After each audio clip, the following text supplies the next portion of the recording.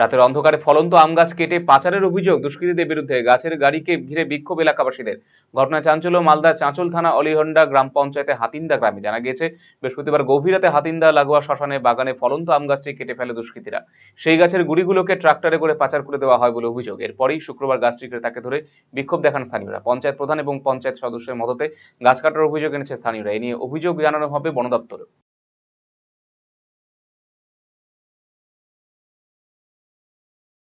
অভিযোগ হচ্ছে আমাদের অলিহন্ডা জিপির আন্ডারে যে আমাদের হাতিন্দা মৌজায় 20-25টি আমের গাছ আছে।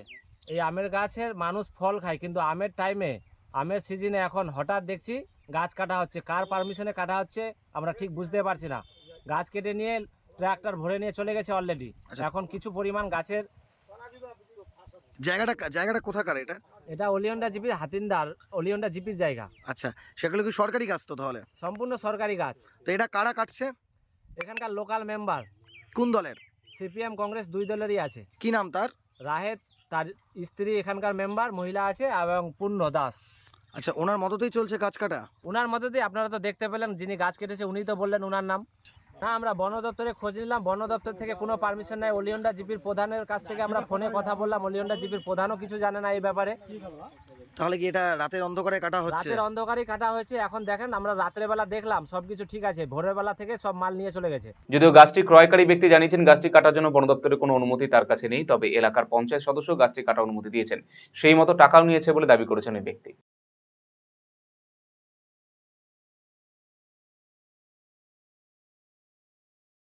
একটা গাছ কাটলে পয়সা ধরে নেন, একটা কথা বললেই হয়ে যায়। কাগজের তো আমরা করতে পারি।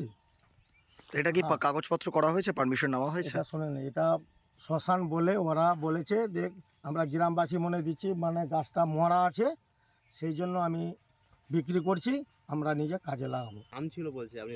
আম ছিল, ছোট ছোট আম ছিল, আমি মিথ্যা কথা বলবো না। মরা গাছে আম থাকে? ছিল, গাছে আম ছিল তো? ছিল, আমি এটা কথা বেমানে কথা বলবো। একটা গাছের ডাল জিন্দা ছিল, এটাই কথা। আচ্ছা, আম ধরেছিল সেখানে? আম ধরেছিল, এটা বেমানে কথা কেন বলবো? মেম্বারকে কি টাকা দিয়েছেন আবার? মেম্বার না, শোনেন, মেম্বার ছিল এখানে। মেম্বার থাকাকালীন ওই বলছিল যে আমরা খেয়ে তবে কাটবা, ঠিক আছে। মেম্বারকে বললো যে ঝামেলা টামেলা বাদ দে, আম তো করে এটা ফসল খালি শেষ হয়ে যাবে। তারপরে ওকে বললো যে 1000 টাকা পরিবর্তে দিয়ে দেবো। আমিও বলেছিলাম, দিয়েছেন? হ্যাঁ বলেছি, টাকা আমি দিই, ওরা দিবে। ওরা ওদের সঙ্গে কী কন্ট্রাক্ট ছিল না ছিল ওরা বলবে।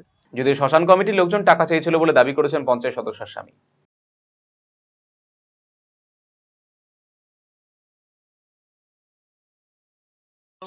আমি যেহেতু গাছটি ডেকে নিয়েছি আমরা 10 জনে, তার ভিত্তিতে আমরা জানতে পারলাম যে ওই হিন্দু কমিটিরা, শ্মশান কমিটিরা গাছটা বিক্রি করেছে। আচ্ছা, তো আমি বললাম যে আমাদের তো আমটি আছে, আমরা আমটি তুলে নিই, তারপরে বিক্রি করবা।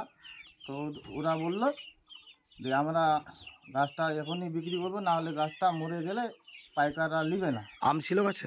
আম ছিল। আচ্ছা, রায়গঞ্জবাসীদের জন্য সুখবর। যারা দীর্ঘদিন ধরে পেটের সমস্যায় ভুগছেন তাদের জন্য রায়গঞ্জ দিশারিতে আসছেন ব্যাঙ্গালোরের প্রখ্যাত গ্যাস্ট্রোএন্টারোলজিস্ট ডাক্তার ইরশাদ আলী, এইচএমডি, ডিএনবি। এখন থেকে প্রতি মাসে নির্দিষ্ট দিনে ডাক্তারবাবুকে দেখাতে আজই যোগাযোগ করুন দিশারি হেলথ কেয়ার, উকিলপাড়া, রায়গঞ্জ শাখায়।